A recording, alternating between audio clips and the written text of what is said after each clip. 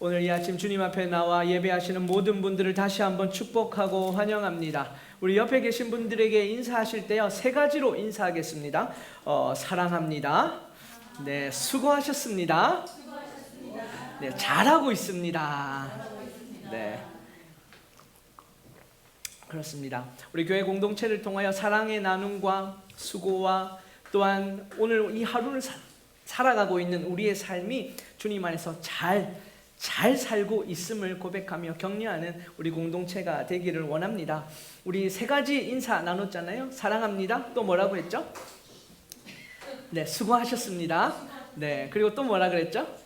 잘하고 계십니다. 네, 요 세 가지요. 이 세 가지는요, 서울 시민들을 대상으로 설문조사에서 가장 듣고 싶은 말 1, 2, 3위입니다.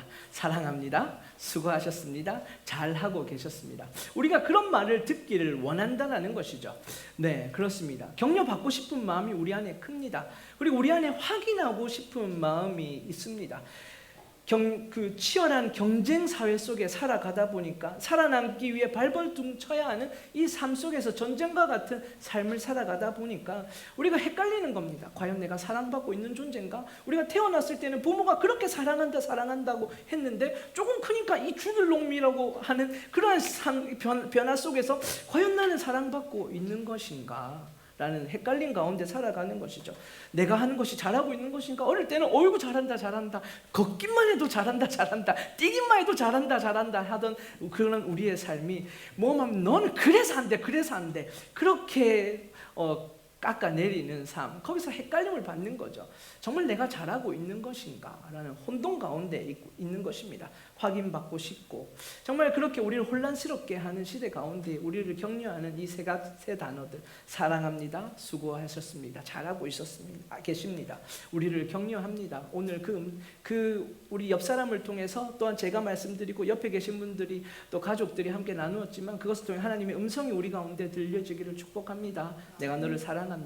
너 정말 주 안에서 수고하고 있다. 그리고 정말 잘하고 있다라고 말씀하시는 주의 음성 우리가 듣기를 원합니다. 그렇게 우리 혼란스러운 시대에 살아갑니다. 가치관이 변화하고 예측할 수 없는 불안한 그 불확실한 미래가 우리의 삶을 찾아오고 기다리고 있고 어떻게 나가야 될지 갈피를 못 잡는 것, 그렇게 혼란스러운 시대에 우리가 살아가고 있습니다. 여러분의 삶은 어떻습니까? 정해져 계십니까? 혼란스럽지 않으십니까? 혹시 바로 잡혀서 나는 별로 그렇게 혼란스럽지 않은데 괜찮은데 라고 생각하며 살아가고 있지는 않으십니까?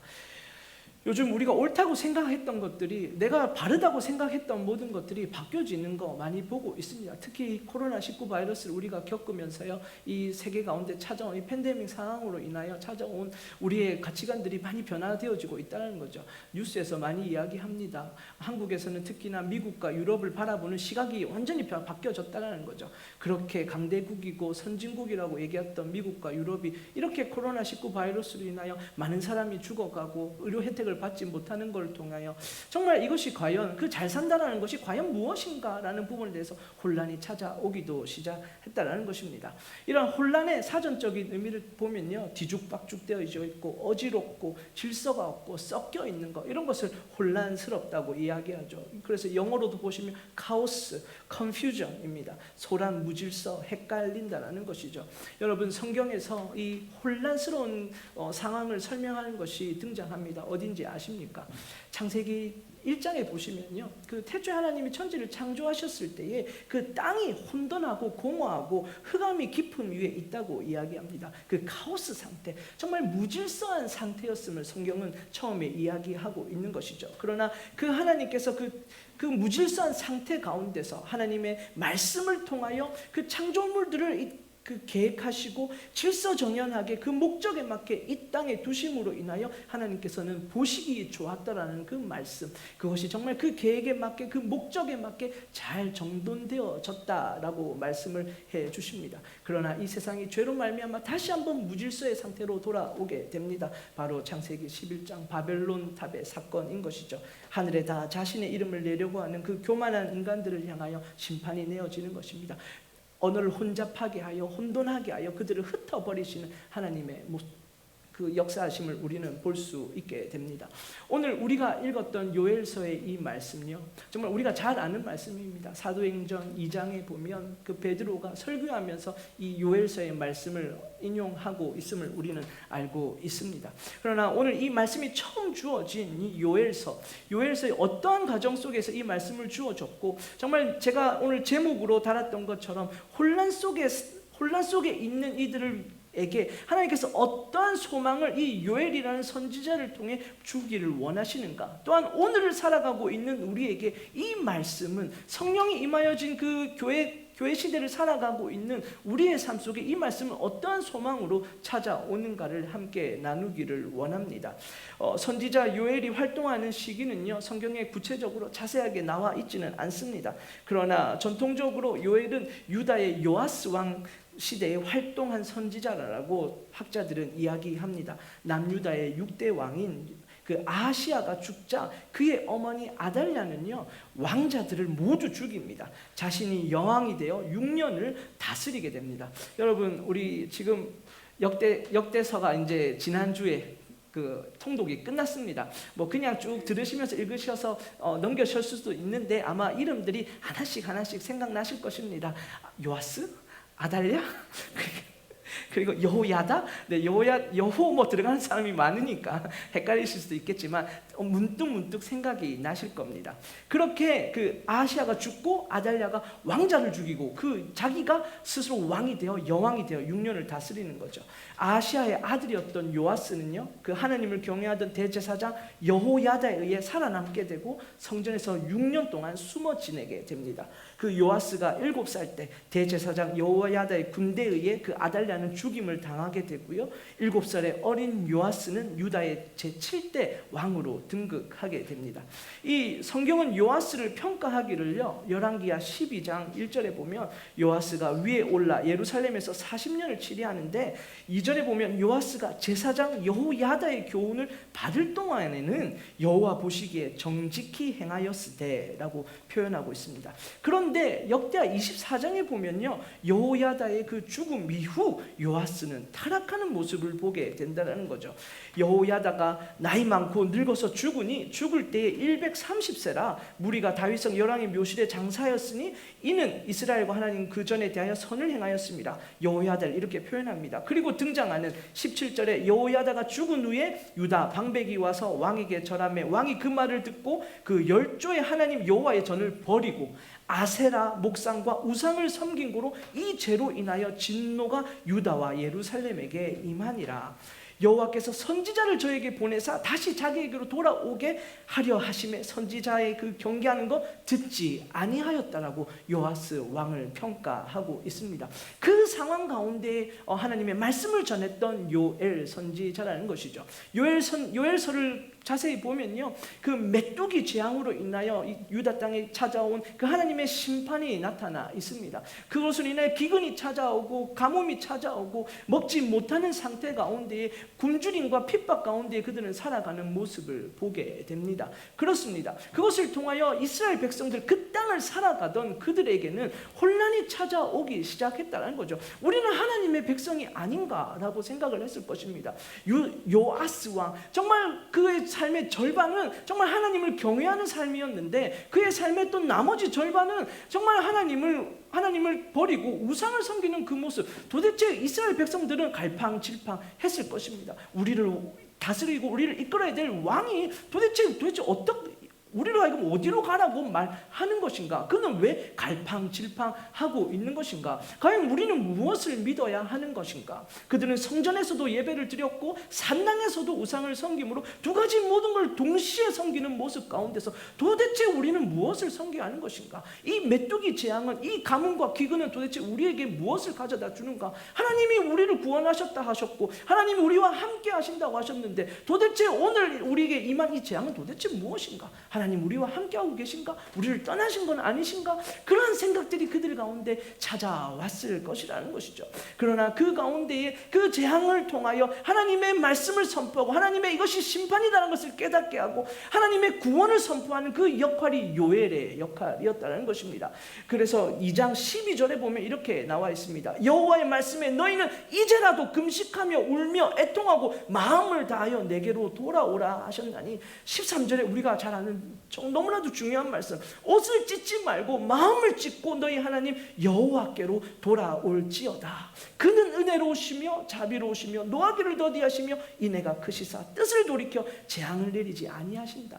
너희가 돌아오기만 하면 하나님께서는 그 재앙을 거두신다. 그는 은혜가 풍부하신 하나님이시다라는 것을 그들에게 말해주고 있는 것이죠. 이것을 통하여 그들의 삶이 어땠는지를 알 수 있습니다. 옷을 찢지 말라라는 것입니다. 여러분, 제가 처음에 요아스에 대해서 설명했지 않습니까? 요아스는 여호야다가 살아있을 동안에는 그는 하나님을 경외하고 정말 요아스는 그 성전 개혁을 이루며 정말 아달랴가 그 가져왔던 우상을 다 갖다 버리고 하나님의 성전을 복구하는 일에 힘썼던 왕이었습니다. 그러나 여호야다가 죽은 이후에 그는 방백들의 말을 듣고 우상을 섬기며 아세라 목상을 섬기며 그렇게 이방신을 섬기는 모습을 보여준다는 것이죠. 그것을 통해 우리는 무엇을 알 수 있습니까? 옷을 찢는 것처럼 그렇게 형식적으로는 그렇게 하나님을 섬긴다고 하였지만 정작 그 마음에 자기가 섬겼던 것은 자기를 왕으로 세운 여호야다 제사장이었던 것입니다. 그의 말에 능력이 있었고 그의 말을 따랐던 것이지, 그가 죽고 난 이후에 그는 하나님을 버리는 모습을 통하여, 그가 사람들의 말을 따르는 모습을 통하여 그가 진정으로 무엇을 섬겨왔는지 무엇을 따라왔는지를 보여주고 있는 것이죠. 우리가 새벽 경건회를 통하여 신명기 말씀을 돌아보았습니다. 신명기에서 너희가 왕을 요구할 것이다. 그 왕을 세울 때 어떻게 해야 하느냐. 그러나 처음에 왕을 세울 때 해야 할 가장 중요한 것은 여호와의 율법을 말씀을 등사하여 그 옆에 두고 날마다 그것으로 읽고 그 마음에 새길 수 있도록 하라고 모세가 이스라엘 백성에게 알려주었던 것이죠. 그러나 그는 그러지 아니하였고 하나님의 말씀이 그 가운데 있는 것이 아니라 사람의 말을 따라 움직이는 그러한 자였던 것입니다. 그래서 그 마음의 중심이 하나님께 있는 것이 아니라 형식적인 것으로 자기를 둘러싸고 있던 모습 가운데에 하나님은 말씀하여 주신 것이죠. 옷만 찢지 마라. 나 그거 별로 좋아하지 않는다. 너의 마음을 찢어라. 너의 마음, 그 마음을 찢고 돌이켜라. 애통함으로 돌아와라. 나를 향하여 부르짖으라 라고 말씀하고 있는 것이죠. 그러나 그들은 정말 그 가운데서 하나님의 말씀을 듣지 않습니다. 우리가 역사서를 통해서 깨닫는 것이 무엇입니까? 그렇게 하나님은 마음을 찢고 돌이키라고 하지만 그 돌이키지 아니하는 계속해서 반복되어지는 죄악의 모습 가운데서 결국은 하나님께서 그들을 찢어 흩어버리시는 모습이 이스라엘 역사 가운데 나타나고 있지 않냐라는 것입니다. 그러나 그 가운데서도 하나님은 여전히 소망을 그 백성들에게 두시며 하나님의 사람을 통하여 약속을 하고 계신 것이죠. 오늘 그 말씀 28절에 우리가 본 말씀, 그 후에 내가 내 신을 만민에게 부어주겠다. 너에게 구원을 베풀 것이며 내 신을 너희에게 둘 것이다. 너희 자녀들이 장래일을 말할 것이고 너희 늙은이는 꿈을 꿀 것이며 너희 젊은이는 이상을 볼 것이다 라고 말하고 있습니다.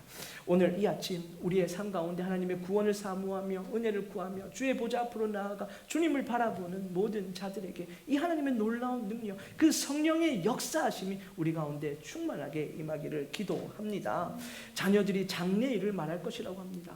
오늘날 우리 자녀들의 삶이 어떠합니까? 정말 한국은 N4 세대라고 그러잖아요. 이거 포기하고 저거 포기하고 요것도 포기해야 되는 삶이라서 그 소망이 없는 삶 가운데에 정말 내가 맞는 것이 옳다고 생각하고 살아왔는데 그것이 보니까 아니고 세상은 내가 생각했던 것과 다르고 이것이 이제 좀 따라가다 이렇게 하면 될까 싶었더니 또 이것도 아니고 혼란스러운 가운데서 그냥 다 포기하고 안정적인 거 공무원 하자, 경찰 하자. 그것이 우리의 미래를 책임져 줄 거다. 그렇게 해서 한국에서 지금 노량진이 터지고 있는 게 그런 이유 아니냐는 것이죠. M4 세대 꿈을 포기했습니다. 결혼을 포기했습니다. 자녀 낳는 걸 포기했습니다. 그렇게 미래가 없는 자녀들이 그 하나님의 성령이 임하여 주심으로 말미암아, 그 영이 임하여 주심으로 말미암아 장래일을 말하게 될 것이다라는 것입니다. 늙은이는 꿈을 꿀 것이라고 말합니다. 젊은이는 이상을 볼 것이라고 말합니다. 같은 말입니다. 이것이 하나님의 성령이 그 가운데 임하여지면 그것을 통하여 우리가 하나님의 마음을 깨닫게 하여 주시고 하나님이 행하여 주실 것을 그것을 보게 하여 주시고 하나님의 그 꿈나온 데 거하며 그 하나님의 비전이 나의 비전이 되어지게 하여 주신다는 그 말씀을 우리 가운데 허락해 주고 있는 것이죠. 그것이 내 신과 내 신으로 내 남종과 내 여종에게 부어줄 것입니다. 그 모든 자에게 임할 거라고 말씀하고 있습니다. 그렇습니다. 오늘 이 말씀은요, 사도행전 2장에 보면 그 성령 강림 이후에 그 오순절 다락방에 성령의 강한 그 역사하신 가운데에 베드로와 제자들이 그 하나님의 놀라운 능력을 경험하고 그 사람들 앞에 서서 그 설교의 내용에 인용되어진 말씀입니다. 사도행전 2장 17절에 16절부터 요엘로 말씀하신 것을 가라사대 동일한 말씀을 주고 있는 것이죠. 말세의 내용으로 모든 육체를 부어줄 것이다. 자녀들 예언할 것이다. 젊은이들 환상 볼 것이다. 너희 늙은이들은 꿈을 꿀 것이다. 오늘 지금 우리에게 임하여진 이 현상이 바로 하나님이 그때 약속하신 그 내 신을 만민에게 부어줄 것이라고 그 요엘에게 약속하신 그 소망 없고 혼란 가운데 있는 그 당장의 재앙 가운데 오늘을 어떻게 살아가야 할지 몰라 방황하고 있는 그 이스라엘 백성들에게 주셨던 그 말씀, 여전히 그렇게 살아가고 있는 우리들을 향하여 주고 계신 것이죠. 주의 성령이 임하면 너희로 하여금 그 하나님의 일들을 보게 할 것이다. 이 땅에 소망을 두는 것이 아니라 하나님의 소망을 두며 하나님과 함께 그 길을 걸어가게 할 것이다라는 걸 말하고 있습니다. 여러분, 오늘 이 아침 예배하시는 모든 분들 성령 받으셨습니까? 아멘이십니까? 네, 아멘이시죠. 그렇습니다. 우리는 여러분 성령을 받았다 안 받았다, 오순절 개통에서는 이제 방언을 하면 성령을 받았다 하고 그렇게 성령의 표징 여러 가지 표징들로 이야기합니다만은 성경에서는 성령을 받았음을 어떻게 이야기하고 있습니까? 여러분은 예수 그리스도를 누구라고 고백하십니까? 주와 그리스도로 고백하십니까? 예수 그리스도가 누구십니까? 나의 주 되십니까? 할렐루야. 나의 그리스도이십니까? 할렐루야. 아멘이시죠. 그렇습니다. 그렇게 고백하는 자들에게 그 성령을 받았다라고 이야기하고 있는 것입니다. 로마서 8장 9절에 만일 너희 속에 하나님의 영이 거하시면 너희가 육신에 있지 않고 영에 있다. 누구든지 그리스도의 영이 없으면 그리스도의 사람이 아니다. 예수를 죽은 자 가운데 살리시니 영이 너희 안에 거하시면 예수를 죽은 자 가운데 살리는 이시가 너희 안에 거하시는 그의 영으로 말미암아 너의 죽은 몸도 살리시리라는 것이죠. 고린도전서 12장 3절에 내가 너희에게 알게 하노니, 바울이 말합니다. 하나님의 영으로 말하는 자는 누구든지 예수를 저주할 자라 하지 않고 성령으로 아니하고는 누구든지 예수를 주시라 할 수 없느니라. 그렇습니다. 그것을 통하여 우리는 예수 그리스도를 나의 주라 고백하고 구주라 고백하고 메시아라 고백하고 그리스도라 고백함을 통하여 우리 안에 성령이 그렇게 하게 하신다는 것이죠. 성령이 내재하심을 통하여 우리가 성령을 받았음을 통하여 우리는 그렇게 고백할 수 있다는 것입니다. 그러면 오늘날 우리에게 이 성령 강림 사건은 어떠한 의미를 또한 가져다 주냐는 것이죠. 성령 강림은요, 오순절날 일어났습니다. 오순절은 무엇입니까? 6월절 7번의 안식일 50일째 드려지는 그 이스라엘의 절기였습니다. 그래서 77절이라고도 말씀했습니다. 이 77절은 첫 번째 소출을 하나님께 드리는 날입니다. 이 77절은 또 무엇입니까? 시내산에서 하나님의 그 언약을 모세가 받았음을 보여주는 것, 그것이 77절의 의미라는 것이죠. 오순절의 의미라는 것입니다. 이 오순절에 하나님의 성령이 임하였다는 건 무엇입니까? 이제 내가 너의 삶을 다스리기 시작하겠다. 그 언약대에 맺어진 그 백성의 삶 가운데 내가 주인이 되겠다. 그리고 그 첫 번째 소출을 통하여 무엇을 우리에게 말씀해 줍니까? 그것은 첫 번째 소출을 우리에게 허락하여 주신 것, 마지막 소출도 내년에도 또 그 열매들을 우리에게 허락하여 주실 것이라는 것을 하나님의 공급하심과 하나님의 인도하심을 우리에게 보여주고 있는 것이죠. 그때 성령이 임하여졌다는 건 무엇입니까? 우리에게 그 주와 그리스도 되신 예수 그리스도의 우리의 관계를 확인시켜 주시는 것이며, 그 예수 그리스도를 고백하는 우리를 통하여 성령께서 우리를 인도하시고 날마다 채우심을 통하여 이 땅 가운데서 승리하는 삶을 살아가게 하시겠다는 그 하나님의 놀라운 능력이 있다라는 것이죠. 할렐루야. 오늘 이 아침 그 성령의 충만한 은혜 가운데 거하시는 여러분 되시기를 축복합니다. 어떤 목사님은 성령의 그 성령 세례와 성령을 받은 것과 성령의 충만함을 이렇게 구분하기도 합니다. 결혼과 결혼 생활에 대해서 이야기한다는 것이죠. 결혼식은 단 한 번만 하는 것입니다. 단 한 번을 통하여 그렇게 언약을 맺는 것이죠. 약속을 맺는 것이죠. 우리가 내가 그 안에 속하고 그가 내 안에 속함을 우리가 확인하는 것입니다. 그러나 시간이 지나면서 그 처음에 가셨던 그 사람, 그 결혼 생활이 유지되기 위해서는 지속적인 사랑이 필요하더라는 것입니다. 정말 친근한 관계를 위해서는 서로가 진정 사랑이 필요한, 그것이 성령의 충만함과 같다라는 것이죠. 성령 세례는 그렇게 결혼식과 같다면 성령 세례는 우리의 결혼 생활을 유지하는 정말 서로를 향한 진정한 사랑의 헌신과 섬김과 노력들이라는 것을 말해주고 있는 것이죠. 그러기 우리는 성령 충만을 위해 노력해야 한다라고, 힘써야 한다라고 에베소서에서 바울은 우리에게 말해주고 있는 것입니다. 그렇게 성령이 임하여짐으로 말미암아 그 제자들이 변화되어진 모습 우리는 너무나도 잘 알고 있지 않습니까? 그들 또한 혼란 가운데 있던 자들이었습니다. 혼돈 가운데 있던 자들이었습니다. 예수를 주라고 고백하였지만 베드로는 그렇지만 그 예수님께서 죽으시고 부활한 이유 가운데서도 그 사도행전 1장에서 예수님께서 그에게 찾아오셨을 때에 이때 회복함이 이때니까, 로마의 압제에서 회복함이 이때니까, 이스라엘 나라를 회복함이 이때니까 라고 묻는 모습을 보게 된다는 것이죠. 그러나 오늘 이 성령에 임한 그 이후에, 성령의 그 놀라운 그 역사심을 경험한 이후에 베드로의 고백과 베드로의 설교는 완전히 바뀌어지는 것을 우리는 보게 됩니다. 그것이 하나님의 예언하신 그 성령이다. 그 요엘을 통하여 우리에게 부어주실 것이다. 우리에게 허락하여 주심으로 하나님의 꿈을 꾸게 하시고 하나님의 말을 하게 하실 것이다라는 것을 깨닫게 하시고, 누구든지 주의 이름을 부르는 자는 구원을 얻을 것이다. 그 입술을 통하여 고백하게 하여 주시는 것이죠.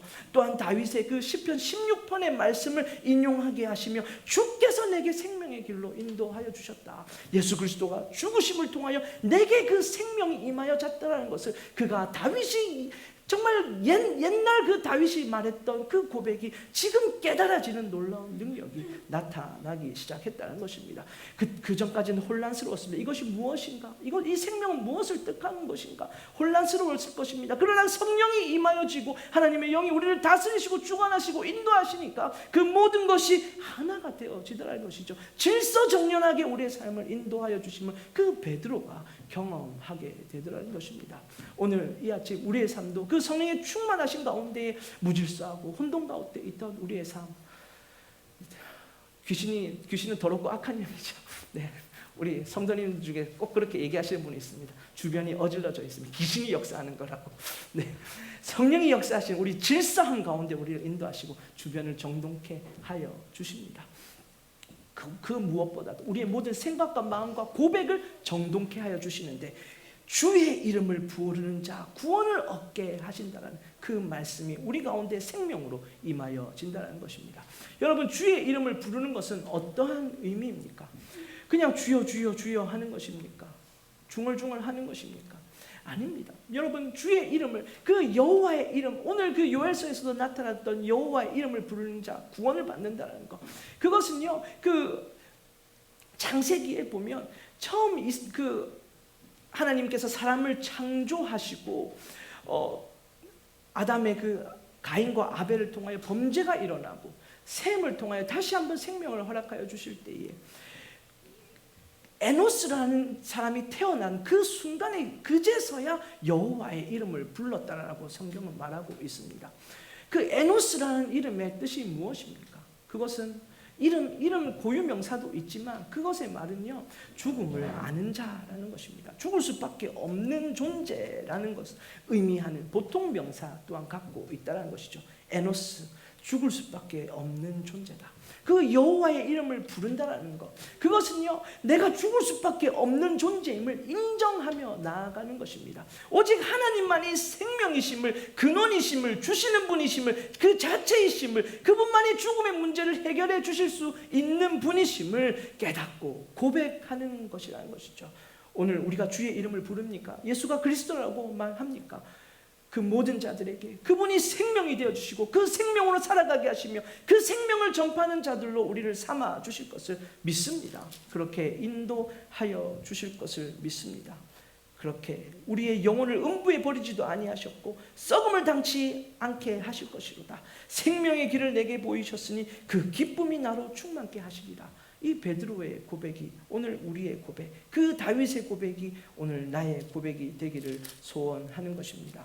오늘 그렇게 하는 그 성령의 그 임재하신 가운데, 그 충만한 가운데 나아가는 모든 자들을 통하여 그 하나님의 질서정령, 정돈하심, 인도하심, 하나님의 함께하심이 임하여져 우리의 삶에 그 하나님의 생명으로 충만케 하여 주심으로 그냥 우리가 우리의 입술, 우리의 삶에 그냥 내가 잘 살고자 하는 거, 그냥 그렇게 예언하는 거 무엇입니까?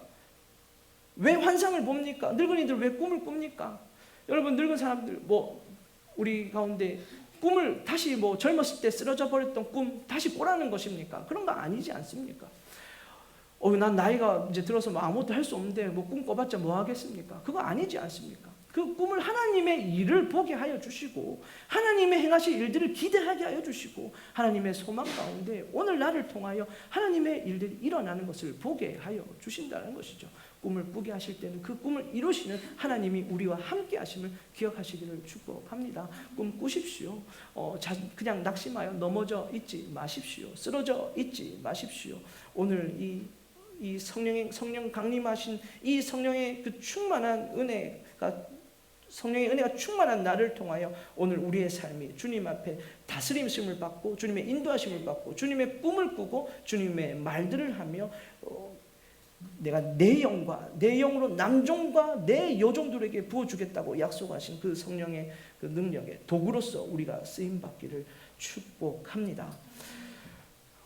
한 주간을 살아가면서요, 이 요엘서의 말씀을 묵상하면서 이 혼란스러운 세대 우리가 어떻게 살아가야 할까, 그런 걸 묵상하는 가운데 어저께 뉴스를 보니까 딱 두 가지 헤드라인 뉴스가 뜨더라고요. 우리 장로님께서 기도해 주셨지만 첫 번째 뉴스는요, 스페이스X입니다. 어저께 민간 업체 최초로는 우주 탐사선을 발사했습니다.